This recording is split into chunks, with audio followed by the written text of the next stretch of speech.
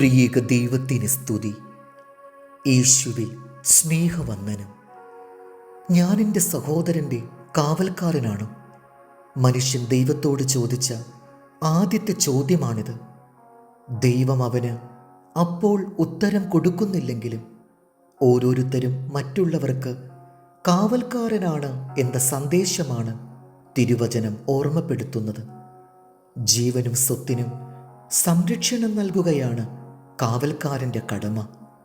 സ്വന്തമല്ലാത്തതിനെ അയാൾ തൻ്റേതെന്ന മട്ടിൽ സംരക്ഷിക്കണം.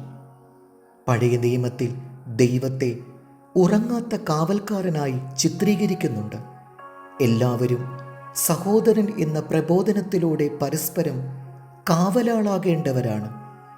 മറ്റൊരാൾക്ക് കാവലാവുക എന്നത് സുഹൃതമായ ഒരു ദൗത്യമാണ്. ഏറ്റവും വിലപ്പെട്ടതിനും പ്രിയപ്പെട്ടതിനും കാവൽ നിൽക്കാൻ നിയോഗിക്കപ്പെടുന്നത് ഏറെ വിശ്വസ്തതയും ഉത്തരവാദിത്വബോധവും ഉള്ളവരെയാണ്.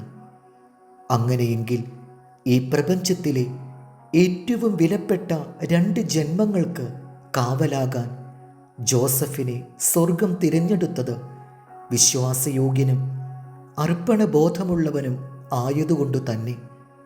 തന്നിൽ ഭരമേൽപ്പിക്കപ്പെട്ട കാവൽ ദൗത്യം എത്ര വിശ്വസ്തയോടെയാണ് ജോസഫ് നിർവഹിക്കുന്നത്. ഉറക്കത്തിൽ പോലും തൻ്റെ മനസ്സും ആത്മാവും ദൈവസ്വരം കേൾക്കാൻ ഉണർന്നിരിപ്പുണ്ടായിരുന്നു. സ്വർഗത്തിൻ്റെ ഓരോ നിർദ്ദേശങ്ങൾക്കും കൃത്യമായി അയാൾ ഉത്തരം കൊടുത്തു. ഒരു പോറൽ പോലും ഏൽക്കാതെ യേശുവിനെയും അമ്മയെയും പൊതിഞ്ഞ് സംരക്ഷിച്ചു. തൻ്റെ രക്തത്തിൽ പിറക്കാത്ത ഒരു കുഞ്ഞിനെ ഇത്ര തീവ്രമായി മാറോട് അടക്കിപ്പിടിച്ച് സംരക്ഷിച്ച മറ്റാരുണ്ടാകും ചരിത്രത്തിൽ?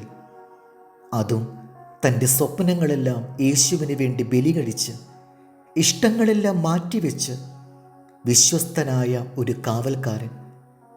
നാം ഓരോരുത്തരും അപരൻ്റെ കാവൽക്കാരൻ തന്നെയാണ്. ഹൃദയത്തിൽ താഴ്മ ധരിച്ചവർക്കേ അതിന് കഴിയൂ. ഞാൻ എൻ്റെ സഹോദരൻ്റെ കാവൽക്കാരനാണോ എന്ന മനുഷ്യൻ്റെ സ്വാർത്ഥത നിറഞ്ഞ ചോദ്യത്തിന് സ്വന്തം ജീവിതം കൊണ്ട് നാം ഉത്തരം നൽകണം. സദൃശവാക്യങ്ങൾ 17:17. സ്നേഹിതൻ എല്ലാ കാലത്തും സ്നേഹിക്കുന്നു, അനർത്ഥകാലത്ത് അവൻ സഹോദരനായിത്തീരുന്നു. ദൈവം നമ്മെ അനുഗ്രഹിക്കട്ടെ.